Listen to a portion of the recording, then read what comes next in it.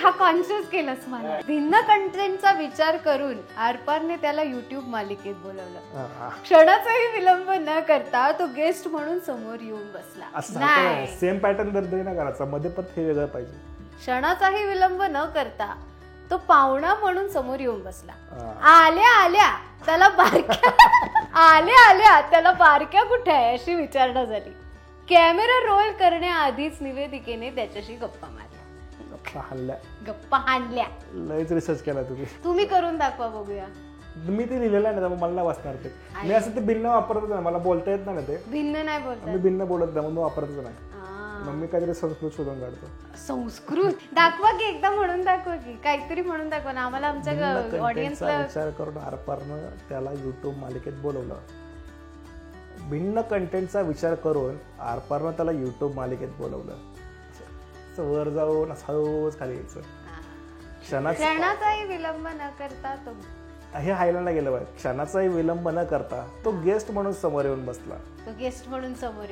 हा, तुम्ही तर स्वल्पविरामच नाही दिलं. स्वल्पविराम यार, तुम्ही फुल स्टॉप पण नाही दिला राव. ते कसं वाचता येईल ते? हे कसं वाचायचं माहिती का? आपण साड्या कशा करतो मागं, ती बाई नाही का तिनावर आलेली भांडको जाय ती, असं म्हणतो ना आपण. ते तसं बोलायचं कधी पण. आपण तिथं सायपेज मध्ये बोलत नाही, ती बाई नाही का तिकडची ती तशी, आपण असं नाही बोलत कधी. ते आपण असं नॉर्मलच बोलतो. हा, तर साड्या करताना जो तुमचा टोन असतो ना गॉसिपचा, तो वापरायचा कधी पण. लोकांना साड्या जास्त आवडते इन्फॉर्मेशन पेक्षा. मग त्यात तुमचे ते बरोबर फ्लक्च्युएशन येतात खालचे. क्षणाचाही विलंब न करता असं येतं लगेच ते. मग इंट्रो नाहीच आहे या व्हिडिओला एकंदर. काहीतरी कट करून काहीतरी कट करून टाकायचंय.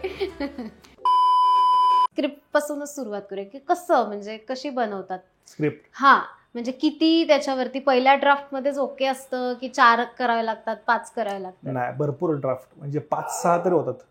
5-6 होतात. आणि किती म्हणजे तू डायऱ्या एकदम संपत असशील? डायऱ्या संपतात. काय होतं, आपण एकदा लिहितो, मग व्हिडिओ बघतो, आपलं वाटतंय कसं पानसट झालंय, मग परत आपण काहीतरी लिहितो, मग असं वाटतं नाही मजा नाही. मग तिसऱ्यांदा काहीतरी लिहिलं, वाटतं हा हे ओके, मग परत त्या वाक्यामध्ये बघायचं की एखादा शब्द बदलता येतोय का. मग असं करत करत ते डेव्हलप होतं. आणि चॅलेंज असतं 1 मिनिटात तुम्हाला जर का असं काहीतरी करायचं असेल ना. आपला प्रॉब्लेम काय असतो, आपला आवाज आवडत नाही सगळ्यात पहिल्यांदा. हा सगळ्यात मोठा इश्यू असतो. दुसऱ्यांदा असं होतं की आपण जे लिहिलेलं असतं ना, थोड्या वाटतं नाही बोर आहे, परत लिहा, असं होतं. पण मग आता पहिले जे तुम्ही बनवले असतील व्हिडिओज, तर असं स्वतःला असं वाटतं की अरे काय बनवलंय यायला, होतं आजही वाटतं. आजही वाटतं. मग तुम्ही त्याच्यावरती पण, म्हणजे हे असं एक म्हटलं जातं की असं वाटणं पण महत्वाचं आहे, कारण त्याशिवाय तुमची प्रगती झाली असं म्हणू नाही शकत. बरोबर होतं काय, मला म्हणजे माझं पर्सनल मत आहे बरं का, की 5 वर्षांनी आपण आपला व्हिडिओ पाहिला ना, असं वाटायला कसलं बालिश होतो आपण, काही करायचो. तर ते एक चॅलेंज मग काय माझं मी समोर ठेवतो ना, थोडंसं व्यवस्थित वाटलं पाहिजे. बरोबर. तुम्हाला कॅज्युअल, म्हणजे तुम्ही आता समजा एक व्हिडिओ सुरुवात केली, तर ती व्हिडिओ म्हणजे मला प्रोसेस समजून घ्यायची की नेमकं काय सुरुवातीला काय असतं, मग नंतर काय, म्हणजे स्क्रिप्ट आधी तयार होते का व्हिडिओ आधी बनतो, की मग कसं आहे, म्हणजे हे कसं करतात? यात त्यांना 2 प्रकारचे व्हिडिओ असतात. एक तर प्रमोशनल, ज्यामध्ये आपण एखाद्याचं प्रमोशन करतो, आणि दुसरा नॉर्मल व्हिडिओ, जिथं आपण जातो स्वइच्छेनं आणि जायचं आणि व्हिडिओ शूट करायचा. तर जिथं प्रमोशनल असतो ना, मग तिथं आपण सगळ्यात पहिल्यांदा जाऊन चेक करतो की काय काय त्यांना प्रमोट करायचं. मग काहींना फक्त अँबियन्स प्रमोट करायचा असतो, काहींना स्पेसिफिक डिश करायची असते. मग ते सगळं शूट करतो आपण पहिल्यांदा. आणि मग तिथंच 50% आपलं ठरवलं असतं की आपल्याला कोणता जोक घ्यायचा आहे, याच्यावरती कोणता पंच जाईल, याला कसं शूट करायचं. मग मी जर इकडे बघितलं तर बारक्या माझ्याकडे असं बघणार, हे सगळं ठरलेलं असतं. मग ते व्हिडिओची आहे ना एक टाइमलाईन लागते. टाइमलाईन म्हणजे काय, आपण एडिट करतो. सो एडिट केल्यानंतर म्हणजे माझा तो पॅटर्न आहे की तो आवाज न लावता पण ती स्टोरी वाटली पाहिजे, फक्त व्हिडिओ. म्हणजे तुम्ही म्यूट जरी केला ना तरी पण ती वाटली पाहिजे स्टोरी, आणि ती कळाली पाहिजे. असं ते काही नको वाटायला काही चिटकवलंय. मग हा पहिल्यांदा व्हिडिओ तयार होतो ज्यामध्ये विदाऊट व्हॉइस ती एक स्टोरी असते. म्हणजे ती स्टोरी आपली वाटली पाहिजे, तर मग त्या कंटेंट आवाज नसताना पण, म्हणजे तुम्ही म्युझिक जरी टाकलं तरी स्टोरी वाटली पाहिजे. आणि नंतर मग वही पेन घेऊन काम सुरू होतं. मग इथून या पॅचला काय घेता येईल. मग जर आपला व्हिडिओ कोणतरी स्वाईप अप करते तर तो थांबल का, तर ते थांबण्यासाठी पहिलं वाक्य लिहिलं जातं की मी हा पदार्थ खायला इथं आलोय. मग लोक बघत बसतात, अच्छा कसं बघू दे पदार्थ. मग ते लोक 1 मिनिटापर्यंत थांबतील. बराचसा विचार करून मग ते लिहिलं जातं. आणि मग लिहिल्यानंतर रेकॉर्डिंग मध्ये काय इश्यूज आहेत का. आता माझ्याकडे काय स्टुडिओ वगैरे नाहीये, तर असं बाहेर गाड्यांचे आवाज हे ते सुरू असतं. मग सगळं असं वाट बघत बसायचं, अरे कोण जाते. मग ती गाडी गेली की परत ते बोलायचं. सो हाच सगळा रोजचा पॅटर्न सुरू असतो. सो आम्हाला शूट करायला वेळ कमी लागतो, लिहायला जास्त लागतो रेकॉर्डिंगला. आणि कॉस्टिंग म्हणजे बजेट किती असतं तुमचं प्रत्येक व्हिडिओ? हा, बजेट लागतं. बजेट यासाठी लागतं की काही पेड लोक आहेत जे एडिटिंग मध्ये वगैरे मला कधी कधी मदत करतात. कॅमेराच्या लेन्सेस भाड्याने घ्यायला लागतात, माझ्याकडे स्वतःचे नाही घेत. कॅमेरा आहे. म्हणजे कॅमेरावर शूट होतं का? हा, कॅमेराने शूट होतं. आम्हाला वाटलं आयफोनवरच होत असेल. आयफोनने बऱ्यापैकी काम होतं, पण आयफोनला लिमिटेशन्स काय असतात की आपण एखाद्याच्या किचन मध्ये गेलो हॉटेलमध्ये तर लाईट खूप डिम असते, तर मग आयफोन नाही तिथं काम करत. आणि मग कॅमेराचं असं मोठा जरा हे पण वाटतं. हा, आणि मग कसं आता तुम्ही हॉटेलवाल्याकडनं पैसे घेणार, फ्रीमध्ये कोण प्रमोशन करत नाही, आणि तुम्ही असं खिशातनं फोन काढून शूट करणार. मग तो काय मम्मी करतो ना हे. त्यांना त्याचं गांभीर्य माहित नाही, कंटेंट महत्वाचं वाटत नाही. त्यांना वाटतं की अरे कॅमेरा आणल्याने काहीतरी कोणतरी बोलवलंय. तेही असतं, आणि आपल्याला स्वतःलाही थोडंसं इम्प्रूव्ह करायचं म्हटलं की कॅमेरा वगैरे वापरला पाहिजे. बरोबर. हा, मग त्यासाठी. आणि म्हणजे मला पर्सनली व्हिडिओग्राफी जास्त आवडते. मग माझा फोकस असतो कॅमेरा घेऊनच. पण मग तुम्ही कॅमेरा समोर कसे काय आले? कॅमेरा समोर कसा आलोय ते पण अपघाताने आलोय. म्हणजे मला असं कधीच इंस्टाग्रामवर यायचं नव्हतं असं चेहरा दाखवून, कारण मला अजूनही कॅमेराची भयानक भीती वाटते. गॉगल मी त्यामुळेच वापरतो. आता ठीक आहे, आता भीती कमी झाली, पण सुरुवात मी त्यामुळेच केली होती. कारण काय व्हायचं, माझ्याशी डोळे फिरायचे असं कॅमेरा बघितले की, ते लेन्स कडे बघायला भीती वाटायची. सो ते गॉगल घालून पहिला व्हिडिओ केला, आणि तो असं केला की रात्री 10-11 वाजता आम्ही ते मोमोज खायला गेलो होतो, आणि एकदम वाईट मोमो. मग ते शूट केलं होतं आम्ही ते नवीन आयफोननं, आणि ती स्टोरी केली, आणि एकदम असं टिपिकल गावठी ऑडिओ असतो ना तसं त्याला टाकून दिला व्हॉइसवर. आणि त्या व्हिडिओला तेव्हा इतके लाईक आले होते की मला आयुष्यात नव्हते आले. म्हटलं हे पॅशन आहे, म्हटलं आपलं आपण असं करू शकतो. मग दुसऱ्या दिवशी आम्ही जुडिओचा एक व्हिडिओ केला होता, आणि जुडिओचा जो मॅनेजर आहे त्याने मला कॉल करून सांगितलं सर खूप भारी झाले. मग माझा कॉन्फिडन्स वाढला. म्हटलं हा, याला आवडलं म्हणजे ठीक आहे. मग मी एका पेरोवाल्याचा व्हिडिओ केला होता, आणि त्या पेरोवाल्याचा मुलगा शोधत शोधत घरी आलता माझ्याकडे. म्हटलं आता फटकवतोय, म्हटलं आपल्याला घेऊन चालला. मग गेलं तिकडे. मग त्याने सांगितलं अहो सर कालपासून बरेचसे लोक आले, तुमचा व्हिडिओ दाखवतात, तुम्ही मला घेतलं. आणि आम्ही इनडायरेक्टली शूट केलं ना, न सांगता केलं होतं. मग ती सुरुवात अशी झाली आहे. हे असं ठरवून नव्हतं की कमर्शियल करायचंय किंवा आपल्याला फूड ब्लॉगर व्हायचं, असं काय नाही. म्हणजे मी आजही म्हणतो मी फूड ब्लॉगर नाही, मी कंटेंट क्रिएटर आहे. मी आता फूड काढून कोणतेही प्रोडक्ट टाकलं ना तसंच बनणार आहे. आणि मला वाटतं की तुमचा कंटेंट पण ना, म्हणजे फूड ब्लॉगिंग पेक्षा सुद्धा पहिल्यांदा आठवतं ते कंटेंटच आठवते, आणि मग ती डिलिव्हरी आठवते कंटेंटची, की कसं भारी प्रेझेंट करताय. तर मला असं विचारायचंय तुम्हाला की आता होतकरू बरेच कंटेंट क्रिएटर्स आहेत मार्केटमध्ये, ज्यांना कंटेंट क्रिएटर व्हायचंय, तर त्यांना काय, म्हणजे तुम्ही कॅमेराची ही भीती, म्हणजे तुम्ही म्हणताय की गॉगल लावतो ते त्यासाठी, पण कशी, म्हणजे कुठेतरी तर ओव्हरकम करावं लागलं असेल ना, की बाबा रोज कॅमेरावरती दिसायचं, आता हेच प्रोफेशन म्हणून ऍक्सेप्ट केलंय, तर मग आता ती भीती कुठेतरी काढली पाहिजे, गॉगल डोळ्यावरचा काढला पाहिजे. तर मग ते कसं अचीव्ह करताय तुम्ही, किंवा ते रोजचं स्ट्रगल कसं आहे की बाबा नाही आता काहीतरी करायचंय, यातनं बाहेर यायचंय? ही प्रोसेस आहे ना सेम आपल्या गाडी चालवण्यासारखी असते. सुरुवातीला आपण गाडी चालवताना एकदम कॉन्शियस असतो, अरे मी व्यवस्थित गिअर टाकतोय का. नंतर असं होतं ना, तुम्हाला काहीच आठवत नाही, तुमचं फक्त तुमच्या कामावर लक्ष असतं, तुम्हाला कॅमेरा दिसत नाही, माईक, तुम्हाला काहीच दिसत नाही. नंतर मग तुम्हाला उलट कॅमेरा नसेल तर कसं तरी वाटतं, अरे आज शूट नाही केलं. सो ती भीती घालवायला असं ट्रिक वगैरे काय नाहीये, फक्त प्रॅक्टिस तुम्ही केली ना आरामात जमतं ते. फक्त स्वतःला तुम्हाला स्वीकारता आलं पाहिजे की मी असाच दिसतो आणि माझा आवाज असाच आहे. तुम्ही त्याच जर कधी असं न्यूनगंड शोधत बसला ना, अरे मी कसं बोलतो, मी कसं दिसतोय, मग अवघड आहे. म्हणजे पुढचा व्हिडिओ विदाउट गॉगल येईल आरामात. हा, पण ते विदाउट गॉगल आता लोकांना सवय नाही. हा मुद्दा येतो पुन्हा आयडेंटिटीचा, की ते एक आयडेंटिटी क्रिएशन जे आहे, म्हणजे बारक्या किंवा कॅमेरामन आणि हे सगळं, म्हणजे ते असं कंटेंट वाईज आजी, तर लोकांना आजकालच्या काळात ना, म्हणजे कंटेंट नावं जाऊ देत, कंटेंट सुद्धा लक्षात ठेवणं फार अवघड आहे. अशा वेळेला तुमची कॅरेक्टर्स, म्हणजे तुमच्यासारखंच तुमच्या कॅमेरामनला पण चाहता वर्ग एक वेगळा आहे, श्वानाला एक वेगळा आहे, तर हे कसं, म्हणजे ते रिपिटेटिव्ह सारखं समोर आलंय त्यामुळे होत आहे, की अजून त्याला काही वेगळं कारण आहे? काय वाटतं तुम्हाला? आपल्या माणसांचा स्वभाव काय असतो ना, आपल्याला फक्त गोष्टी लक्षात राहतात, म्हणजे आपण 15-20 वर्ष शिक्षण घेतो, आपल्याला कोणतंच प्रमेय लक्षात नाही, कुठला धडा लक्षात नाही, पण ते माकड आणि टोपीवाल्याची गोष्ट लक्षात आहे, जी आपण 1-2 वेळा ऐकली असते किंवा 10 वेळा ऐकली असेल, पण ती प्रॉपर लक्षात आहे. ससा कासवाची गोष्ट लक्षात आहे, त्यातले पात्रही लक्षात आहे. बट तुम्ही एवढी फीस भरून इंजिनिअरिंग केलं असं पण तुमच्या काय लक्षात नसतं. त्याचं कारण हे की आपल्याला गोष्टी आवडतात, गोष्टी म्हणजे पात्र आवडतात. आपण एखादा सिनेमा बघायला ना, आपल्याला त्यातलं पात्र जास्त आवडतं. म्हणजे KGF मध्ये आपल्याला तिथं काय लिहिलंय कुणाच्याच लक्षात नसेल, पण तो रॉकी लक्षात असतो, कारण ते पात्र आहे. सो तो आपला स्वभाव आहे पात्र समजून घेणं, त्यांच्याशी रिलेट करणं. जसं तारक मेहताचं कॅरेक्टर, ती सिरियल आहे, इतकं वर्ष चालली आहे, त्याचं कारण आहे की लोकांना ते पात्र माहिती आहेत, त्या पात्रांचे स्वभाव माहिती आहेत, आणि त्या स्वभावांबद्दल रोज जाणून घ्यायला लोकांना आवडतं. अच्छा आज यांनी काय केलं, अच्छा यांनी काय केलं, अच्छा कॅमेरामॅन आज असं आहे का, अच्छा श्वानाला असं बोलला का, ते आवडतं लोकांना. सो मग कंटेंट आपण ज्यावेळी म्हणतो, मग त्या कंटेंटला तसाच स्टोरी टेलिंगचं एक स्वरूप असलं पाहिजे, म्हणून ते पात्र डेव्हलप केले. पण हे तर तुमचे पहिलेच चॅनल आहे स्पायसी? नाही, हे 25-26 चॅनल आहे. बापरे, एवढी 25-26 चॅनल आहेत कुठे? म्हणजे कितीतरी चॅनल असे ज्यांचे 50-100 पण सबस्क्रायबर नाहीत.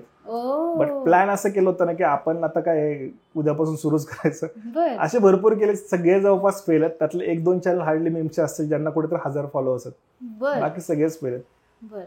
ते सगळीकडे असं फटके खाऊन खाऊन इथपर्यंत पोहोचले. मग ते इतके चॅनल केलं, ते लक्षात प्रत्येक ठिकाणी चूक लक्षात यायची. पहिल्यांदा मला काय वाटायचं की आपण काय करू, बॉलिवूडचे गाणे घेऊ, त्याच्या मागे काहीतरी टाकूयात, कंटेंट चालेल. नंतर का अच्छा कॉपीराईट येतो काय. आणि मी लिटरली हे पण केलंय की मी चायनीज व्हिडिओच कॉपी करायचो. म्हटलं इंडियन युट्यूबला काय करणार चायनीज व्हिडिओ घेतलेले, ही चूक केलेली आहे मी. आणि तिथं ऍक्च्युअली फॉलोअर्स वाढलेले, 10,000 मी क्रॉस केले, आणि ते स्ट्राईक येऊन उडून गेले चॅनल. बापरे, हे सगळे केलेले आहे. बर, पण मग ह्या स्पायसी की आता लोकांना काय दिसतं की स्पायसी की अरे ज्याने चॅनल काढलाय मोठा झाला, पण तसं नाहीये. म्हणजे आधी 25 चॅनल्स आहेत, जास्त असतील, मला खरंच लक्षात नाही, पण जास्त असतील. पण इंस्टाग्राममुळे जास्त किक मिळाली की युट्यूबमुळे जास्त किक मिळाली? इंस्टाग्रामचा खूप लिमिटेड ऑडियन्स आहे, पुणे मुंबई खूप शहरातला आहे, युट्यूबचा पूर्ण महाराष्ट्रातला आहे. बरं, तसं पाहायला गेलं तर युट्यूब. पण म्हणजे तुम्हाला काय वाटतं, इंस्टाग्राम आणि युट्यूबचं मॉडेल कसं वर्क करतं? कारण बऱ्याचदा असं लोकांना वाटतं की पैसे फक्त युट्यूब वरून येतात. नाही, असं नाहीये. इंस्टाग्रामवर जास्त पैसे मिळतात. बर, कारण इंस्टाग्राम हे फेस व्हॅल्यूवर चालतं, तुमच्या चेहऱ्याची एक व्हॅल्यू असते, आणि त्यासाठी ब्रँड तुम्हाला पैसे देतात. बर, आता युट्यूबचं काय ना, युट्यूब तुमच्या व्ह्यूज वरती त्यावरती येणाऱ्या ऍड वरती पैसे मिळतात. मग त्यात पण एक क्रायटेरिया असतो की तुमचं थंबनेल चांगला असेल तर लोक क्लिक करणार. मग तुमचा व्हिडिओ किती चांगला असू द्या किंवा नसू द्या, मग ते क्लिक झालं पाहिजे, मग वॉच टाइम आला पाहिजे. बरं, त्यात पण वेळेचं बंधन आहे. तुम्ही रात्री 3 वाजता व्हिडिओ अपलोड करताय आणि सकाळी वाट बघताय मला 10 लाख रुपये मिळतील, असं नाही होत. तर तुम्हाला प्रत्येक गोष्ट युट्यूबला समजून घ्यायला लागते. इंस्टाग्रामला असं नाही. इंस्टाग्राम एकदा फेस व्हॅल्यू तयार झाली की तुमच्याकडनं प्रमोशन करून घेण्यासाठी ब्रँड किती पैसे देतील. पण खरंच ब्रँड देतात ब्रँड पैसे. पण एका ठिकाणी असं पण बोललं जातं की आता टिकटॉक होतं तेव्हा त्यांना असं वाह्यात कंटेंट म्हणून कन्सिडर केलं जायचं, मग ते तर भारतात बंदच झालं.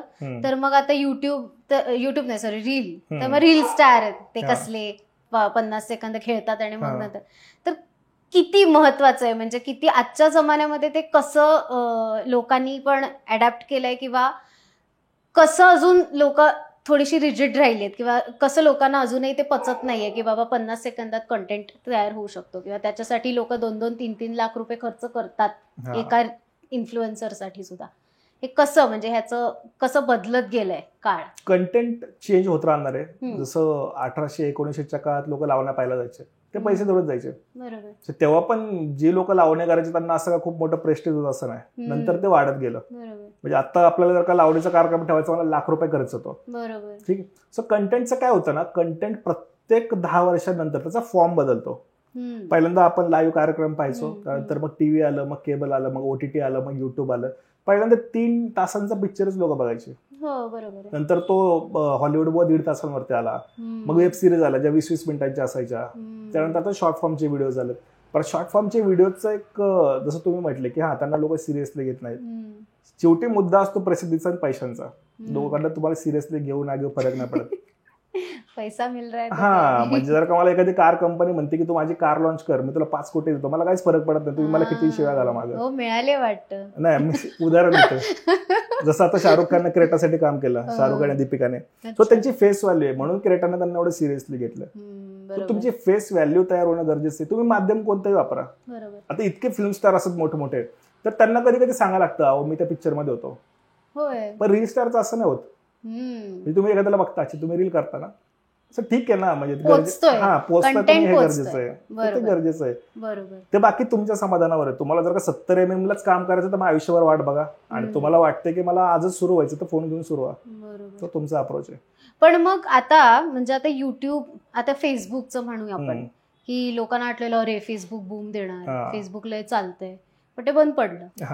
आता म्हणजे ही शाश्वती काय, की एखादं माध्यमावरती आपण मस्त छान आपण रुळलोय, पण आता ते खरंच टिकेल का पुढे, ह्याची शाश्वती कशी देता येते?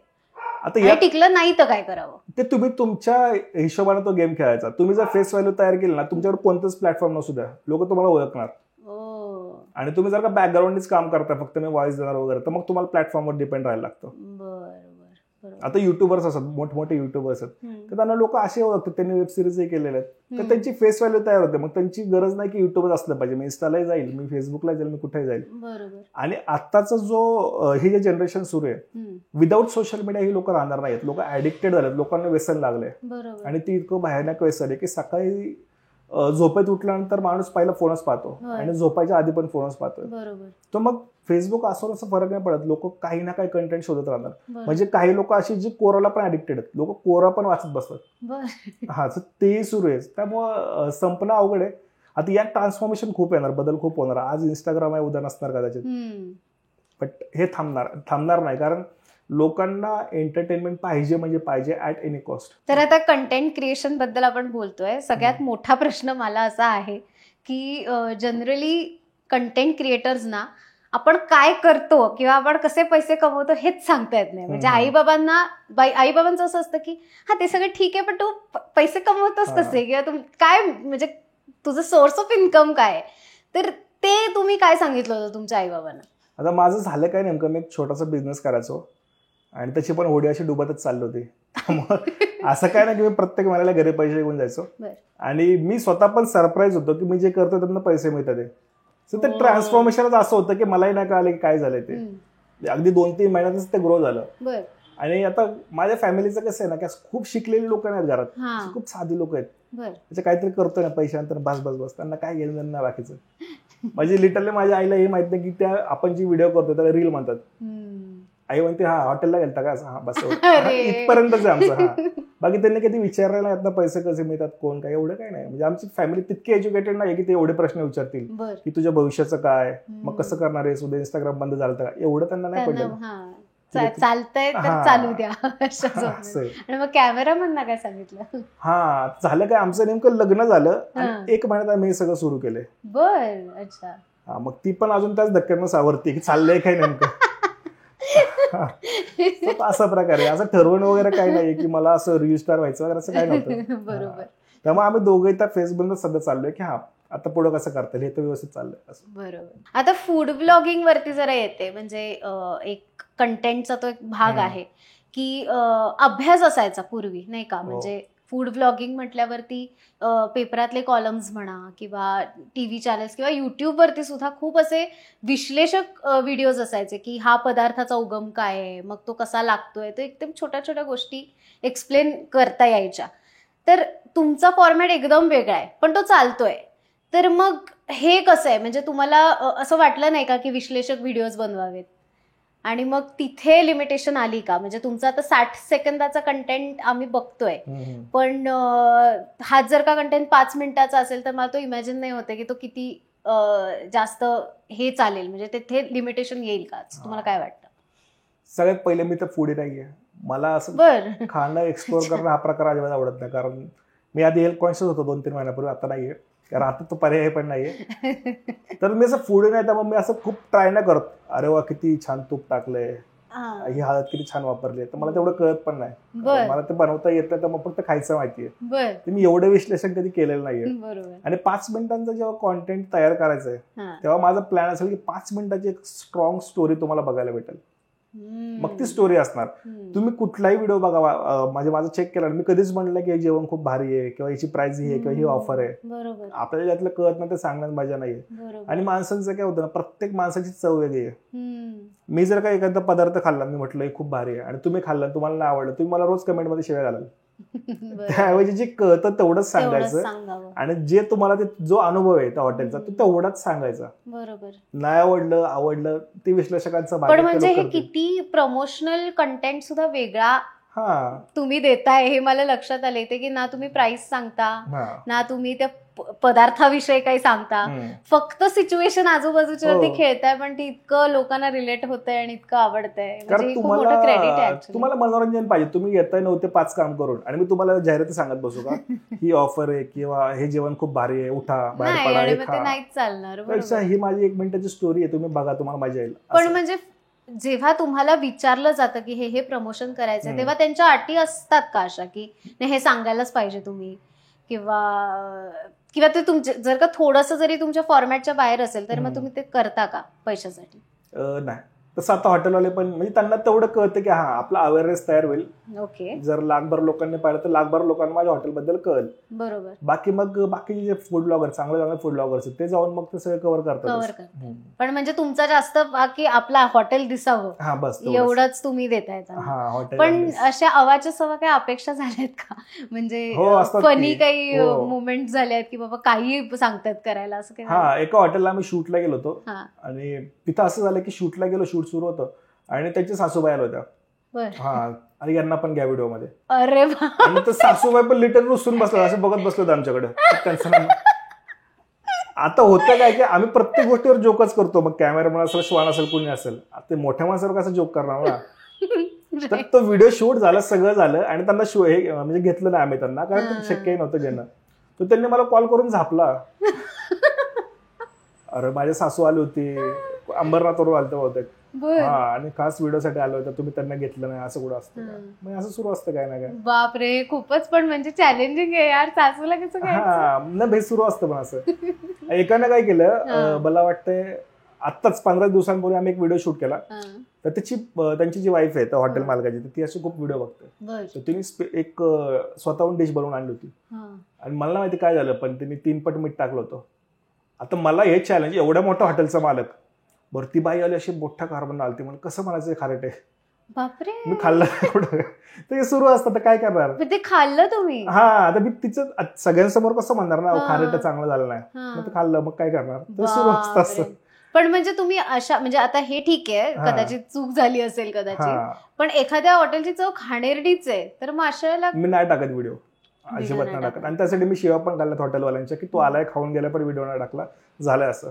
बर, अच्छा. कारण लोकांना चुकीचं नाही गेलं पाहिजे काही. कारण तुम्ही एकदा चुकीचं सांगाल, कदाचित 100 लोक तिथे जातील, 1000 जातील, आणि ते 1000 लोक तुम्हाला शिवाय घालतील, त्यात मजा नाहीये. सो म्हणजे न करणंच चांगलं आहे. खोटं तुम्हाला ट्रोल केलं गेलंय का कधी?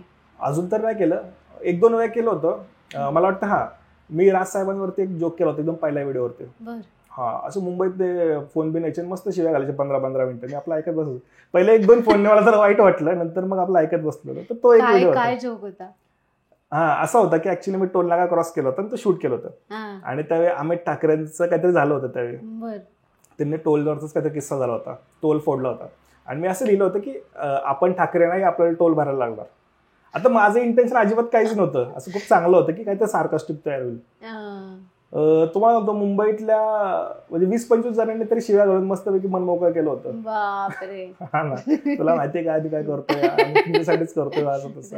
म्हणजे मलाही वाईट वाटलं नंतर की आपण असं नव्हतं बोलायला पाहिजे, पण ती पहिली फेज होती, तेव्हा मला कळत नव्हतं एवढे की असे जोक नाही करतात.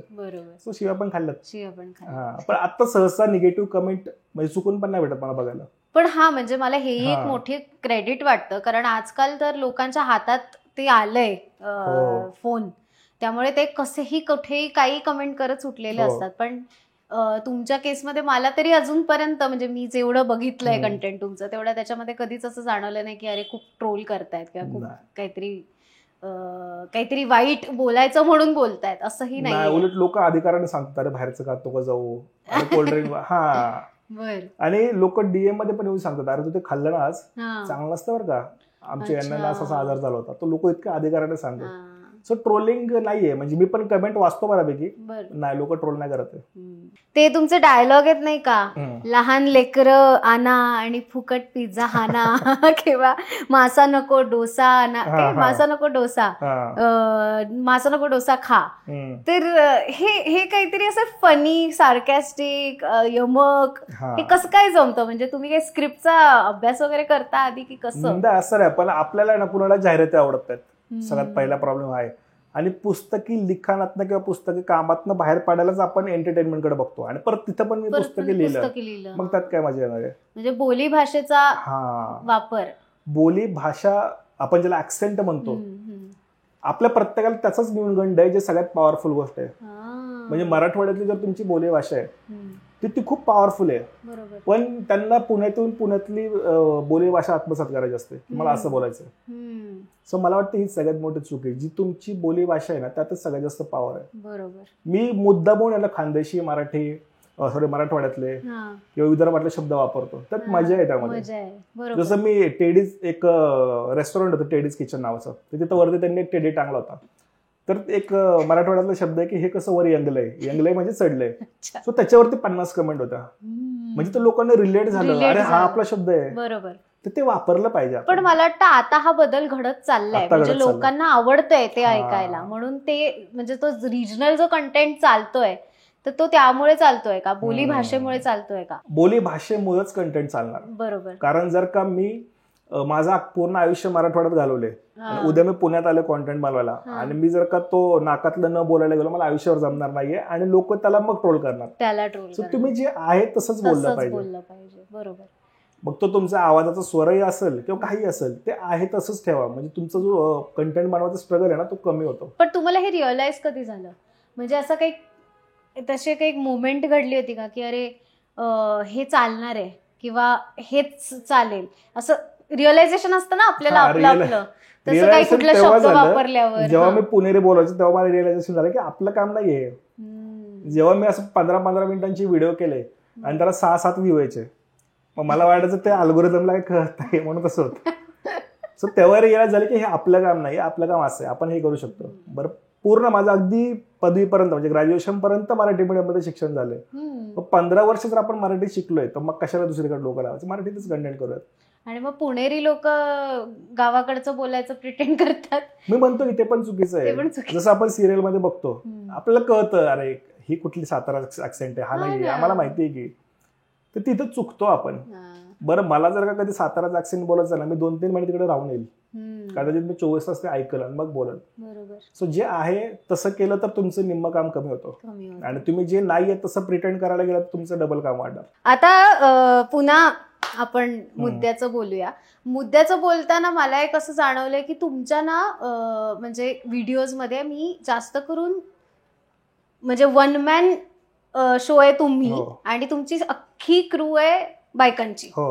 तर हे कसं, म्हणजे मला आश्चर्य वाटतं आणि इंटरेस्टिंग पण वाटतं, कारण लोकांचं असं नसतं. म्हणजे कॅमेरामन आम्ही मुली नाही, माझ्या कॅमेरा वुमन पण आपण कधी म्हणत नाही, एवढं ते रेअर आहे. तर मग तुमच्या क्रू मध्ये सगळ्या पोरी कशा काय? आमचं घरगुती प्रोडक्शन आहे 24 तास. म्हणजे वहिनी आहेत, बायको आहेत, एक मानलेली बहीण आहे माझी. आमचं असं सुरू असतं. बरं. कारण काय होतं, डिपेंडन्सी असेल ना की कॅमेरामन आहे कुठेतरी लांब राहिला, मग 9 वाजता अरे किती वाजता येणार, काय होणार. इथं कसं तुम्हाला वाटलं संध्याकाळी 9 वाजता शूट करायचं चला. आणि बायकांचं कसं असतं ना की बायका असं उरकायचं बघत नाही. तर तिघी पण आहे ना, आता ते तिघी घरातल्या असल्यामुळे काय होतं, नाही परत कर, हे चांगलं नाही झालं. आणि आता फूडच्या बाबतीत कसं असतं, त्याला व्यवस्थित गार्निश केलं पाहिजे, असं स्वच्छ केलं पाहिजे, ते बायका पटपट करतात. पोरांना घेऊन गेलं ना, म्हणजे मी नेले मित्रांना, खाऊन पिऊन निवांत बसत झाले का रे, त्यांची चिल असतं, त्यांना काही देरे गेरे नसतं. उरकायचंय. नाही पण ही गोष्ट म्हणजे हे ऑब्झर्वेशन आणि याप्रमाणे तुम्ही जे करताय म्हणजे तुम्ही प्रॉपर महिलांना घेताय ही खूप महत्वाची गोष्ट मला वाटते. कारण खूप वेळा असं होतं की अरे कॅमेरा नाही हँडल करू शकत, अरे टेक्निकल कामं मुली नाही करू शकत. हे एक जनरली असा एक तो थॉट प्रोसेस तशी डेव्हलप झाली. पण तुम्ही कम्प्लीट उलटा व्ह्यू मांडतायत आणि जो मला अगदी पटतोय. म्हणजे त्यांना ते असं सगळं सिस्टमॅटिक, पर्टिक्युलर आणि डिटेल्ड मध्ये सगळ्या गोष्टी पाहिजे असतात आणि तशा त्या तुम्हाला काढून घेता येत आहेत. कारण मी जे व्हिडिओ करतो त्यामध्ये डिटेलिंग खूप गरजेचं आहे. एक तर तुम्ही फूड दाखवता तर एखादी माशी जरी आली तरी पण तो पूर्ण व्हिडिओ डाऊन होऊन जाईल, तो पूर्ण हॉटेल डाऊन होऊन जातं. तर तिकडं स्वच्छ असणं, व्यवस्थित गार्निश करणं, सगळं चांगलं दिसलं पाहिजे. तर मग ते बायकाच चांगलं करू शकतात. पण तुम्ही ट्रेन कसं काय केलं मग घरच्यांनाच? मी स्वतःच ट्रेन होतोय. मला काय असं खूप येतं असं नाही, पण आम्ही सुरुवात केली. मग नंतर लक्षात आलं अरे लाईट घेतली पाहिजे, हे घेतलं पाहिजे. तर असं सगळे शिकत चाललोय एक एक एक एक. ट्रेनिंग वगैरे असं काय नाही, आम्ही आता जे करतोय ते पण असं हौशीच काम सुरू आहे, असं खूप परफेक्ट चाललं असं नाही. बरोबर. पण अजून एक गोष्ट अशी असते की महिलांना फॉलोअर्स खूप पटपट पटपट मिळतात असं एक सांगितलं. तुम्हाला वाटतं असं म्हणजे खरंच महिलांनाच फॉलोअर्स जास्त वाढू शकतात किंवा काय म्हणजे त्याच्या मागे असं काही असं होतं? असं होतं 100% होतं. पण मग तुम्ही कुठे कमी पडता काय? म्हणजे महिला आता मुली पण तर मुलांना फॉलो करतातच की. पण मुली असं खूप सेफ साईड फॉलो करतात. पोरांचं काय असतं दिसले बाई कर फॉलो कर फॉलो कर फॉलो, काय देणे गेलं एवढं पण मोजत नाही बसत की अरे ही काय मला हिला काय वाटेल. ती परवा एक कमेंट तुमच्या ह्याच्यावर वाचली की शेवटी तो मनोज आहे. शेवटी तो मनोज आहे. मला सुरुवातीला आधी काही कळलंच नाही, मग नंतर अच्छा ये कनेक्शन है. तुमचं काय म्हणणं आहे? कशावर? अच्छा त्याच्यावर हिरो आहेत म्हणजे इतकं इझी नसतं. आपल्याला छोटा मोठा व्यवसाय जर सुरू करायचं म्हणलं आपण म्हणतो आपली कुठं लायकी आहे एवढी, आणि तुम्ही पूर्ण महाराष्ट्र मागे घेऊन निघणं एवढं सोपं नसतं की. सो यस, ज्याने केलंय त्याला चांगलंच म्हटलं पाहिजे आणि चांगलं म्हटलं पाहिजे. आता आपल्याला रिझल्ट माहिती नाही की त्यातनं काय होणार आहे, बट जी लढाई झाली ती जर स्ट्रॉंग झाली आहे तर मग आपण म्हणतो रिझल्टची वाटणं बघितलं पाहिजे. बरोबर. लढणं गरजेचं आहे. आयुष्यात लढलं पाहिजे आणि इतकं स्ट्रॉंगली लढलं पाहिजे की प्रत्येकानं म्हणजे ज्यांना तुमची देणे घेणे नाही ते पण तुम्हाला बघायला आलं पाहिजे. अरे दिसतात कसे बघूयात तरी जाऊन, असं झालं पाहिजे. पण तुम्हाला असं वाटतं का की इन्फ्लुएन्सिंग पॉवर जी आता तुमच्याकडे आहे त्याच्यावरनं तुम्ही राजकारणात वगैरे पण जाऊ शकता असं तुम्हाला वाटतं? तेवढं नाही खोटं बोलतात आपण. ठीक आहे तुम्ही स्क्रिप्ट काढता पण तेवढं आश्वासन द्यायला सामान्य माणसाला भीती वाटते. म्हणजे मी तुम्हाला म्हटलं की मॅडम मी उद्या इंटरव्ह्यूला येतो, मॅडम आज जमलं नाही संध्याकाळी येतो, मॅडम परवा करू, ते नाही जमणार आपल्याला. तर कमिटमेंट पाहिजे. तर राजकारणात ती एक क्वालिटी असणं गरजेचं आहे की तुम्हाला आश्वासने देता आलं पाहिजे आणि ते डोळ्यात डोळे घालून देता आलं पाहिजे. तर ते नाही जमणार आपल्याला. तुम्ही तर गॉगल लावता, आम्ही तर ते नाही करू शकत. डोळ्यात डोळे घालणार. म्हणजे तुम्ही जरांगे पाटील होऊ शकता की मी बोललं तर मी करून दाखवणार, पण त्यात मग राजकारण नाहीत. जाणार, प्रोफाईल चेक करणार, अच्छा हाच आहे का, याच्या खाली हेच आहे का, अच्छा असं आहे का, ओके हा मग फॉलो. पोरांचं काय नसतं, ते 1.5 GB संपवायचं, सकाळपासून जे फॉलो करायला चालू करतात. होतं असं. तुम्ही पण केलं? मी पण केलंय की त्यामध्ये. म्हणजे आता एखाद्या मुलीची जर का रील आवडली तर हार्डली एखादा मुलगा असेल जो जाऊन परत प्रोफाईल चेक करायला चांगली आहे का, तो तिथंच फॉलो, लगेच कमेंट मध्ये जाऊन 2 बदाम टाकून पटकन पुढे. ती प्रोसेस खूप पटकन आहे, त्यामुळे कधी फॉलोअर्स वाढत असते. म्हणजे मी माझं सांगतो, मला नाही बाकीचं कसं म्हणजे एवढं पण असं अनालिसिस नसेल करत की अच्छा ही हुशार आहे का, अच्छा हिला कॅमेरा पर्स्पेक्टिव्ह कळतो का, अच्छा ही एवढं पण नाही विचारच नाही. पण ते तुमच्या बाबतीत पण असं होत असेल ना की एवढं विचारच नाही, कंटेंट चांगलं आहे फॉलो करून असं नाही होत. कसं काय? ऍव्हरेज 4 लाख व्ह्यूज आहेत आणि फॉलोअर 1 लाख आहेत. लोक बघतात आपलं की बघू जर का फॉलो करा, पण ठीक आहे गरजेचं नाही फॉलो करा, लोक बघतात ते खूप गरजेचं आहे. पण लॉयल ऑडियन्स आहे, मात्र लॉयल ऑडियन्स आहे. इतकी लॉयल आहे की मला कधीच आत्तावरती विचार नाही करावा लागेल की आपल्याला 1 लाख व्ह्यू येतील का, येतातच. गॅरंटी देणं म्हणजे तुमच्या ह्याला क्लायंटला सुद्धा गॅरंटी देणंच महत्वाचं आहे मला वाटतं. आणि ती मिळत असेल तर कोणी तुमच्या बरोबर डील करायला तयार होईल. मग इथे तुम्हाला कंटेंटच्या बाबतीत खूप जास्त मग सिरियस राहायला लागतं. तुम्ही जर कसं ग्रँड धरलं ना की ठीक आहे ना मला 4 लाख लोक फॉलो करतात येतील किंवा तसं नाही. तुम्हाला प्रत्येकाला फॉलोअर म्हणून न बघता एक माणूस म्हणून बघायला लागतं की हा माणूस आहे, याला कळतं आणि मला काही नाही करायचं. म्हणजे तुम्ही माझे सगळे व्हिडिओ बघितले ना, मी एकदा पॅटर्न चेंज नाही केलं की नाही ठीक आहे आज माझ्याकडे कॉन्टेंट नाही तर मी प्री वेडिंगचं टाकून देतो व्हिडिओ, काय होतं नाही आहे तसंच पाहिजे ते. बरं असं नाही की मी आज एखादा रिंग लाईटचा व्हिडिओ करतो तर मी फक्त अनबॉक्सिंग करून टाकतो, नाही, त्याला पण तोच पॅटर्न, कारण लोकांनी त्यासाठी फॉलो केले. तुम्ही त्यांना गृहीत धरा, ठीक आहे ना आपलेच फॉलोअर, तसं नसतं, ते आपलेच फॉलोअर नाहीत, ती माणसं आहेत, त्यांना भाव नाही तर तुम्हाला तसंच ट्रीट केलं पाहिजे. तुम्ही त्यांना आधार दिला तर तुम्हाला देतीलच की. आता एक सॅलरी असते आपल्याला, तर ती आपल्याला महिना टू महिना येते बाय डिफॉल्ट, पण जेव्हा अशी डील्स होतात किंवा क्लायंट सोबत डील करायचा लोड येतो का? म्हणजे असं आपल्याच कामाचे पैसे मागायला लोड येतो का? आता सुरुवातीला तसं व्हायचं बरं का, पण आता काय असतं ना, म्हणजे मी आतली गोष्ट सांगतो की हॉटेलवाल्यांना एक होतं की ठीक आहे आता हा पॉझिटिव्ह व्हिडिओ टाकतोय तर 1 लाख येतील, पण निगेटिव्ह टाकतो तर 4 लाख येतील. म्हणजे घाबरून तुम्हाला पैसे देतात? घाबरून नाही म्हणता येणार, पण ते असतं कुठेतरी डोक्यामध्ये. हा ठीक आहे, निगोशिएट प्रत्येक जण करतो, ते म्हणतात की दादा एवढे कमी आहे, मी आता एवढे देतो नंतर, तर ते होतं आणि ते आपण समजून घेतलं पाहिजे. व्यावसायिक आहेत बिचारे, ते आपल्यासाठीच काम करत होते, तसं होतं. बट रिकव्हरी वगैरे याला काही त्रास नाही झाला आतापर्यंत, नाही कधीच नाही. प्रत्येक आणि जेवढे मी मराठी माणसांसोबत काम करतो ना, मराठी माणसं भयानक इमानदार आहेत, भयानक. म्हणजे मी तुम्हाला खोटं नाही सांगत, मी जेवढ्या पण मराठी हॉटेल व्यावसायिकांकडे गेलोय, आता जसं त्यांना कळतं ना आमचं आत्ताच लग्न झालंय, लिटरली ते आम्हाला टॉवेल टोप्या पण दिलेल्या आहेत कितीतरी हॉटेलवाल्यांनी, कितीतरी. मग ते असं मराठी टू मराठी जे असतं ना फिलिंग, कनेक्शन ते लगेच बंद गेलं. पण फक्त मराठीतनच येतं की नाही, खूप येतात बाहेरचे येतात, हो येतात बाहेरचे येतात. फक्त एक होतं की काही हॉटेल व्यावसायिकांना मराठी कळत नाही, मग त्यांना त्यांच्या मॅनेजरने सांगितलं असतं किंवा कोणीतरी सांगितलं असतं याच्याकडनं करून घ्या. मग ते मला कधी कधी स्टोरी एक्सप्लेन करायला लागतात, भाई एक बार हिंदी में बता क्या किया है, मग तसं होतं, पण करता येतं. मी असं ऐकलं होतं की तुमचं हिंदी मराठीपेक्षा चांगलं आहे. हा, हिंदी चांगलं आहे. मग तुम्ही हिंदीमध्ये काय कॉन्टेंट कधी बनवणार नाही? सध्या तर पूर्ण माझं प्लॅन आहे ना फक्त मराठीवरतीच आहे. हा, पण हिंदीत मी करेल, म्हणजे करेल हिंदीत, पण असं की त्यात मराठी असेल काहीतरी. हा, म्हणजे तुम्हाला मजा येईल. म्हणजे ते मराठीचा इसेन्स नाही सोडणार? नाही, मराठीचा इसेन्स कायम असेल. पण मला एक सांगा, म्हणजे आता एक जनरली तुम्ही ऑब्झर्व केलंय का, हॉटेलमध्ये गेल्यावर म्हणजे जेनरिक हॉटेल जे असतात की जिथे सगळं मिळतं, तिथे मराठी पदार्थ नाही मिळत. आणि म्हणजे तुम्हाला इडली सांबार बाय डिफॉल्ट सगळीकडे दिसतो, फ्राईड राईस सगळीकडे दिसतो, पंजाबी सगळ्या डिशेस पनीरच्या सगळीकडे दिसतात. पण मग हा मराठी झुणका भाकर किंवा थालीपीठ असं टिपिकल मराठमोळ्या हॉटेल्समध्ये मिळतं, पण इतर जेनरिक हॉटेल्समध्ये काय कारण असेल याचं? मुळात आपले पदार्थ आपण कधी पोहोचवलेच नाही, आपण आपल्या पदार्थांना कधी तेवढं महत्व दिलेलंच नाहीये. म्हणजे असं कधीच झालं नाही की तुम्ही गेला एखाद्या मोठ्या हॉटेलमध्ये 1000 मेथीची भाजी घेऊन या, आपल्यालाच आपल्या पदार्थांबद्दल एवढं मागासले पण वाटतं ना, नाही पंजाबी आयटम भेटतील की, तर त्याच्यावरती कंटेंट बनलं पाहिजे. जसं थाळ्यांवरती कंटेंट बनायला सुरुवात झाली ना, तर थाळ्यांच्या हॉटेल्स वाढले.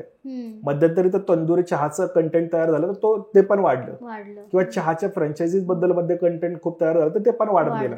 ते तयार झालं पाहिजे. खूप आपण प्रत्येक बाबतीत कमी पडतोय. म्हणजे मराठीच्या तुम्ही गाण्यांचंही कॉन्टेंट असेल, आपण इतक्या टिपिकल गाण्यांमध्ये अडकलोय की ठीक आहे आता हे असं टाईपचं गाणं टाकलं चालून जातं, पण आपण विचार नाही केला की मला असं गाणं बनवायचं जे पंजाबी पोरांनी पण ऐकलं पाहिजे. म्हणजे त्याच्या मागचे म्युझिक प्रोडक्शन इतकं हेवी झालं पाहिजे की त्यांच्या कारमध्ये आपली गाणी लागली पाहिजेत. आता एक अजय अतुलची जर तुम्ही गाणी सोडली, अवधूत गुप्तांची सोडली, तर मला वाटत ना बाकीची गाणी असं पंजाबी पोरं पण ऐकत असतील किंवा ती हिंदीमध्ये रिक्रिएट होत असतील.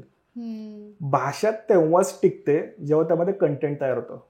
आज तमिळ तेलुगू इतक्या स्ट्रॉंगली भांडतात ते म्हणजे हिंदी सोबत की आज त्यांचेच पिक्चर चालतात.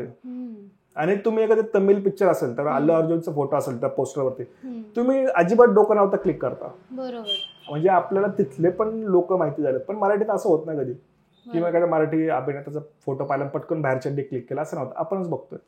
सर हे बाहेर पोहोचवलं पाहिजे. सेम आपले जे फूड आयटम्स असतील त्यांना थोडंसं ग्लोरिफाय केलं पाहिजे, त्यांना थोडंसं असं कमर्शियल केलं पाहिजे, त्यांना म्हणतो ना आपण असं ग्लॅमर दिलं पाहिजे त्यांना, तर ते ग्लॅमर कुठेतरी कमी पडतंय.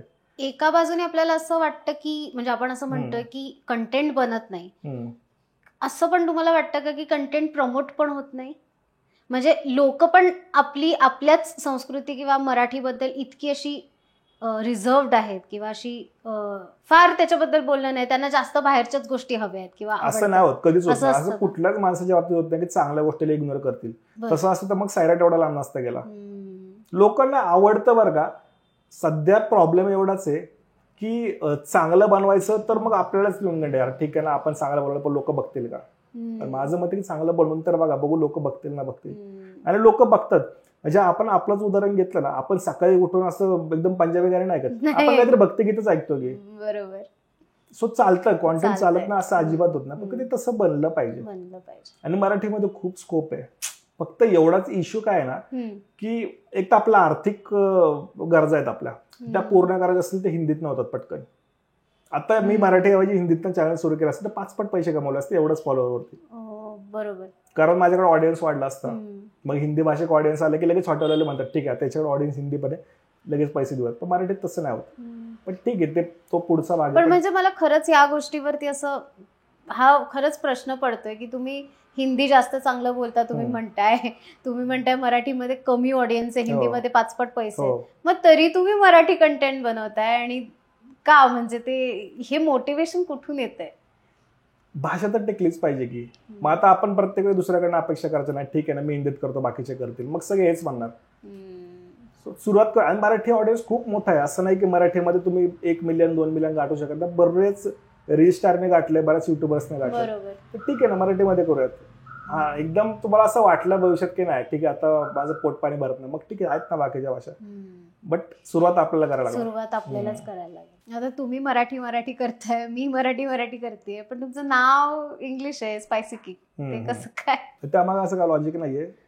मी सगळी नावं टाकून पाहिले माझं नाव टाकलं पुढे मराठी टाकलं फूडचं टाकलं पण ते काय सगळे युजर नेम गेलेले असतात इंस्टाग्रामला.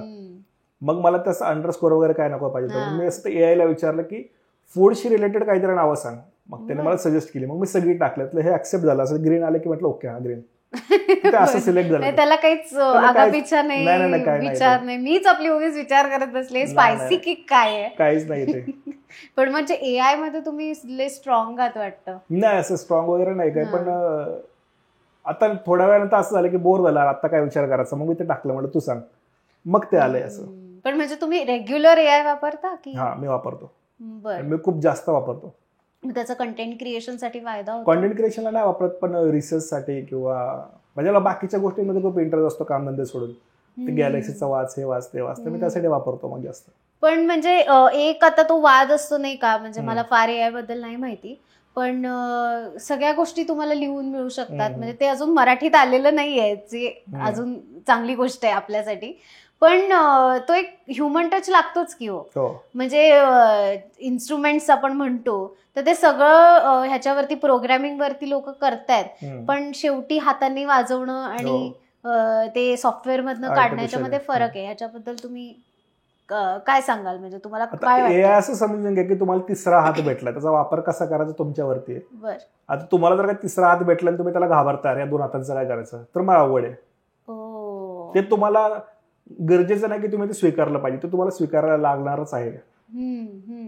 म्हणजे अडॅप्ट व्हा ऍक्सेप्ट करा आणि त्याचा वापर कसा करून घेता येईल. तुमच्याकडे निवड नाही की मला AI स्वीकारायचंय का नाही मी आलो तर राहणार असं नाही तुम्हाला ते स्वीकारायच लागणार. कारण आज जर तुम्ही पाहिलं ना प्रत्येक सेक्टर तुमच्या बँकिंग पासून ते सिक्युरिटी पर्यंत प्रत्येक गोष्टीमध्ये AI आलेले आहे. बरं आता तुम्ही असं म्हटलं की मराठीमध्ये अजून ते आलेलं नाही ते शिकतंय आणि ते इतकं चांगलं शिकणार आहे की तुम्हाला एक दिवस त्याच्या मराठीची भीती वाटेल अरे किती भारी बोलतोय. जसं आपण गुगलला एखादा आन्सर चेक करतो चॅट जीपीटीला करतो आपण तर चॅट जीपीटीने किती भारी दिलंय हे होणारच 100% होणार आहे. आता याच्यात आपण कसं टिकायचं तर तुम्हाला सर्व्हाइव्ह करण्यासाठी तुमच्यात आतली एक जी खासियत असते ती बाहेर आणायला लागणार. तुम्ही नाविन्यानं आणता खूप अवघड टिकणं म्हणजे तुम्ही जर का पुस्तकी भाषेमध्ये आर्टिकल लिहायचं काम करताय आणि तुमची अपेक्षा आहे की जॉब टिकला पाहिजे मग अवघड आहे मग कठीण आहे. पण AI कधीच माणसांमध्ये जाऊन एखादी परिस्थितीने समजून घेऊ शकत. एखाद्या नदी किनारी पूर आलाय तुम्ही चॅट जीपीटीला विचारू शकत नाही की तिथं काय अवस्था आहे ती तुम्हाला प्रत्यक्ष जाऊन ते समजून तिथल्या माणसांच्या भावना समजून घेणे तुमचं काम. सो ही जी काम आहेत जिथं AI किंवा कोणतंही मशीनचं मॉडेल काम कसं करतं जिथं तुमचं मेंदू काम करत नाही ना तेच ते करतं. म्हणजे जिथं स्टेप्स ठरलेले आहेत असं करायचं असं करायचं असं तेच काम ते करू शकतं. याच्या व्यतिरिक्त जिथे तुम्हाला लॉजिक लावायचंय तिथे ते अजून काम नाही करत त्याला बराच वेळ आहे. सो स्कोप खूप आहे आणि त्याचा वापर करून घेतला पाहिजे त्याचं काही नुकसान नाहीये. पण त्यात जे पसरवलं जातं की AI मुळे जॉब जाणार तर नाही असं नाही होणार अजिबात नाही होणार. असं नाही होणार अजिबात नाही होणार. पण तुम्ही डिपेंडन्सी ठेवली की मला एक्सेल आहे तर मी एक्सेल वरतीच माझं पोट भरणार माझ्या 7 पिढ्या जगणार असं नाही होणार. म्हणजे जसं आपण सोशल मीडिया ऍक्सेप्ट केलं तसं ते ऍक्सेप्ट करायला पाहिजे. सोशल मीडियावरनं मला परत एक प्रश्न असा पडतो की ती एक म्हणजे आता प्रत्येक कंटेंट क्रिएटरची एक अशी धगधग असते ना, अरे व्ह्यूज आले पाहिजे, अरे व्ह्यूज नाही आले, किंवा अरे टिकून राहायचंय. तर ह्याच्याशी डील कसं करता? म्हणजे आता तुम्ही कॉन्फिडन्स तर देताय क्लायंटला की 1 लाख जाणार, पण सपोज नाही गेला तर काय करायचं? ठीक आहे ना. आता मी जसं म्हटलं ना की कंटेंट महत्वाचं आहे. तुम्ही जर का एक फ्रेम शूट केली, व्हिडिओ फ्रेम्सने तयार होतो, आणि तुम्ही असं तो फ्रेमवर खूप वेळ काम केलं, खूप चांगलं केलं, तर तुम्हाला तुमच्या कंटेंटमध्ये समाधान असतं. तर व्ह्यू येणं, रीच येणं ही खूप नंतरची गोष्ट आहे. तर तुम्हाला तुमच्या कॉन्टेंटवर कॉन्फिडंट राहायचं. रीच येतो, आपोआप येतो, काय प्रॉब्लेम नाही एवढा. आणि व्ह्यूजचा जर का आपल्याला इश्यू असतो जेव्हा की अरे व्ह्यूज येतील नाही येतील, तर पुढच्याला कमिटमेंट नाही द्यायचं. आणि व्ह्यूज न येण्याचं कारण असतं की तुम्ही तुमच्या कॉन्टेंटमध्ये खूप फ्लक्च्युएशन आणताय. एक तर तुम्ही फ्लक्च्युएशन जर आले ना की कधीही अपलोड करताय किंवा काहीही अपलोड करताय, तर मग व्ह्यू अपडाऊन होणार. पण म्हणजे टायमिंग असतात ते फॉलो करायचे. टायमिंग बनण्यापेक्षा तुम्ही दिवसाआड करताय तर मग दिवसाआड करा, किंवा आठवड्यात एकदा करताय एकदाच करा. पण तुम्ही आज टाकलाय, लेट्सचे मीम टाकलंय, उद्या एखादा सिरियस व्हिडिओ टाकताय, परवा संध्याकाळी तुमची पार्टी झाली आणि तुम्ही मस्त पिऊन बिऊन एखादा व्हिडिओ टाकलाय, लोक तुम्हाला नाही रिलेट करणार, त्यांच्याकडे तेवढा वेळ नाहीये. तुम्हाला तो पॅटर्न ठेवायला लागतो, आणि पॅटर्न बघण्यासाठीच लोक त्यासाठी येतात. सो व्ह्यूज च्या माग न म्हणजे पाहायला नाही पाहिजे. मला तर असं वाटतं की ठीक आहे, येतील व्ह्यू, तुम्ही चांगलं काम करता, लोक बघतील. AI बद्दल तुम्ही एवढं बोललात, सो आता म्हणजे मला प्रश्न पडलाय की कॉन्टेंट क्रिएटरला इतकी माहिती टेक्निकल असणं जरा म्हणजे युनिक आहे. तर तुमचं शिक्षण नक्की काय झालंय? मी फायनान्समध्ये MBA केलंय, पण कॉर्पोरेटमध्ये 10 वर्ष जॉब केले, आणि ते टेक्निकल इन्व्हेस्टमेंट बँकिंग या सेक्टरमध्ये. आणि माझं त्यावेळी ऑटोमेशनचं काम होतं, तर मग AI, ML आणि RPA या गोष्टींमध्येच काम केलं. त्यामुळे ते बऱ्यापैकी माहिती आहे, आणि मला जाणून घ्यायची हौस आहे खरं सांगायचं तर. म्हणजे माझं लक्ष असतं की सिलिकॉन व्हॅलीमध्ये काय चाललेलं असतं, इलॉन मस्कचं नवीन काय चाललंय का, मग ते त्यामुळे थोडंफार माहिती आहे यातलं. पण 10 वर्ष कॉर्पोरेट जॉब म्हणजे तो एक 9 to 5 वाला जॉब तुम्ही केला असणार, आणि अचानक व्हिडिओ क्रिएशनचा स्विच, इमॅजिनच होत नाहीये मला की हे म्हणजे ही एवढी मोठी रिस्क घेऊ का वाटली. आणि जसं की आपण मगाशी म्हटलो की एक सॅलरी असते जी कन्फर्म येणार असते, पण जेव्हा व्हिडिओ क्रिएशन किंवा कंटेंट क्रिएशनचा मुद्दा येतो तेव्हा पेमेंटची शाश्वती नाही, किंवा मिळतीलच ह्याची गॅरंटी नाही, फसवले जाऊ शकतात. मला सांगा, पहिलं पेमेंट तुमचं काय होतं, आणि युट्यूब मधनं मिळालं होतं की क्लायंट कडनं मिळालं होतं? कसं पहिलं पेमेंट? मी जॉब नंतर 2-3 वर्ष बिझनेस केला, आणि मस्तपैकी एकदम लॉस मध्ये केला. तर अजिबात काय, सगळ्या सेव्हिंग वगैरे संपून टाकलं होतं. हा, पण ते ऑफिसमध्ये व्हायचं काय माहिती का, मी असं जॉबसाठी नव्हतं बनलो. म्हणजे पगार यायचे म्हणून मी काम करायचो. एकदम खरं सांगायचं तर मला ते तसं मूड पण नसायचं. जायचं आपलं मस्त की 9 वाजता संध्याकाळी यायचं, एवढंच चाललेलं आहे.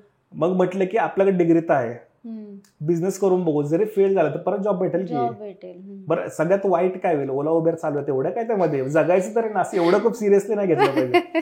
म्हणजे हा थॉट घेऊन मी ऍब्स्कॉन्ड केलंय, मी रिझाईन नाही केलं.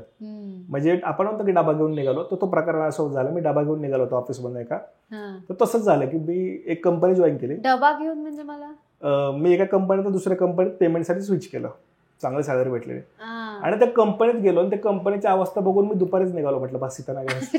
आणि कॉर्पोरेट कंपनी, खूप चांगली कॉर्पोरेट कंपनी, खूप मोठं नाव आहे त्या कंपनीचं. पण तिथे गेल्यानंतर पहिल्या दिवशी HR ज्या गोष्टी सांगितल्या की तुम्हाला 12 तास काम करायचं विकेंडला, म्हटलं यार कशाला एवढं काय पडलंय. म्हटलं जाऊ बाहेर पडू, एखादा बिझनेस करू आणि बघत बसू जॉब. इतकं लिटरली सोडून दिलं ते. पण असं झालं की 2-3 महिने थोडा त्रास झाला, कोविडचा पिरियड होता, पण नंतर सवय झाली. मग असं परत जॉब करायची इच्छाच गेली सगळी, नको राव, हे मस्त चाललंय आपलं, खायचं प्यायचं झोपायचं, छोटे मोठे कामं करायची. मग तिथे सुरुवात झाली. मग बिझनेस केला तो, पण म्हणजे ठीक आहे सर्वायवल झालं, पण तो बुडाला, मस्तपैकी बुडाला, काय त्यात डाऊट नाही. आणि मग हे व्हिडिओ क्रिएशन सुरू झालं. पण त्या बिझनेसमध्ये मी व्हिडिओ क्रिएशन शिकलो होतो की व्हिडिओ काय असतात, आणि तो जो पिरियड असतो ना तुमचा, जिथे तुमच्या खिशात पैसे नाहीत, तेव्हा तुम्ही सगळं शिकता. तुम्ही व्हिडिओ एडिटिंग पण शिकता, तुम्ही बोलायला पण शिकता, तुम्ही कॅमेरा पण शिकता, कारण तुम्हाला वाटतं कुठलं तरी पैसे आले पाहिजेत. मग त्यासाठी तुम्ही लिहायला पण शिकता. म्हणजे मी ब्लॉगिंग करून पैसे भेटतात, असं मला एकाने सांगितलं की वेबसाईट करायची, ब्लॉग टाकायचे, पैसे भेटतात. मी एवढ्या वेबसाईट बनवायला मला ऑफर आठवत नाही अजून कशाची, आणि त्यातनं मग मी वेबसाईट पण बनवायला शिकलो. हा, मग ते वर्डप्रेस कसं वापरायचं, वेबसाईट कशी हे करायची, मग गुगल कसं जोडायचं, आणि मला दिवसभर वाट बघायचं अरे $1 झालं का, हे केलेलं आहे सगळं. मग त्यातनं व्हिडिओ मधनं कळाले की पैसे भेटतात. ही जे 25 चॅनल सुरू केलं हे सगळे 3 वर्षात सुरू केलं मी, कारण पैशांची गरज होती, म्हणतात ते शिकायला भेटलं. मग तिथून एक शिफ्ट आला कॉन्टेंट क्रिएशन मध्ये. त्यात माझं एक युट्यूबचं चॅनल चाललं आणि सगळ्यात पहिलं पेमेंट आलं तर $100, पण त्याला 1 वर्ष लागलं यायला. 1 वर्ष लागलं. पण एवढं भारी वाटलं ते, बर्लिन का डब्लिंग कुठलं तरी ह्याच्यात नाही तर सिटी मधलं ते पेमेंट, ते बघूनच भारी वाटलं. $मध्ये पैसे आलेले $108, भारी वाटलं तेव्हा. आणि त्यानंतर आता सिल्वर बटन आलेलं. सिल्वर बटन माझं एकाच महिन्यात आलं. तो एक सगळ्यात मोठा मोमेंट माझ्यासाठी होता. म्हणजे आयुष्यात वाटलं होतं सिल्वर बटन येईल, पण ते आलं सुद्धा एवढं. सो हा सगळं म्हणजे अशी जर्नी होते सगळी, त्या ठरवून काहीच नाही. आपण म्हणतो ना की प्रवासासोबत ढकलत पुढे आलं. पण म्हणजे सगळं करावं लागतं आजकाल सगळं. तुम्ही ते पूर्वी असं असायचं की स्पेशलायझेशन करा, एकच गोष्ट करा पण ती चांगली करा, सगळ्या दगडांवर पाय ठेवू नका, असं नाही राहिलंय. असं नाही आता. सगळं आपल्याला करावं लागतं. आता मुळात आपण म्हणतो ना की निवांत राहणं हा सगळ्यात मोठा प्रॉब्लेम आहे. की माझा जॉब चाललेला ठीक आहे बघूयात, तसं नाही होत. तो जॉब कधी जाईल ना सांगतात. मी ऑटोमेशन मध्ये काम केले, तर ज्यावेळी मी ऑटोमेशन म्हणजे काय असतं की एखादी व्यक्ती जॉब करतो, त्याच्याकडे एसओपी असतो, तर तो एसओपी समजून घेणं आणि त्यासाठी एखादा प्रोग्राम कोड करणं की ऑटोमॅटिक त्याचं काम होईल. तर कंपन्यांचा खूप जास्त फोकस ऑटोमेशन वरती असतो, कारण त्या जे सिस्टम आहेत किंवा ते जे कोड्स आहेत ते 24 तास काम करतात, आणि तेच काम करतात जो एक नॉर्मल माणूस करतोय. तेव्हा पण एक रिअलाइज झालं की खूप लांब जाणार नाहीयेत हे जे टिपिकल जॉब आहेत ना, हे कधी ना कधी ऑटोमेट होणार आहेत. तेही एक मोटिवेशन होतं की ठीक आहे ना, जॉबने आपण दुसरं काहीतरी करूयात, हे कधी ना कधी जाणारच आहे. हे कसं आहे की ज्याच्याकडे पैसे आहेत त्याला रेकग्निशन पाहिजे, ज्याच्याकडे रेकग्निशन आहे त्याला पैसे पाहिजे. दोन्ही लढा सगळीकडे सुरूच राहणार आहे तो. पण मला एवढंच कळतं की तुम्ही स्वतः समाधानी राहिलं पाहिजे, म्हणजे दिवस संपल्यानंतर. कारण तीच एक गोष्ट ती विकत नाही घेत. तुमचा दिवस गेला की गेला, तुम्ही किती पैसे असले परत नाही येणार, तो जगता आला पाहिजे. मला वाटतं की या जर्नीत तरी मी जगतोय. पण घरच्यांना कसं समजवायचं? ऐकतात घरचे, असं काही नाहीये. ऐकतात का? हा ऐकतात. आता 30-32 वय, आता काय पोराला थोडं हाकलून देणार जा, असं नाही होणार. म्हणजे कुठलीही फॅमिली असली तरी पण ती असे म्हणत नाही की तू उठ आणि ते टायकोड घालून कॉर्पोरेट पाहिजे. नाही, ठीक आहे तुला आवडतं तू कर, पण ते आपल्यावरती आहे. घरच्यांवरती आपण ब्लेम नाही करू शकत की माझ्या आई वडिलांमुळे माझं करिअर खराब झालं. जबाबदार कोण असतं? आपण स्वतःच असतो.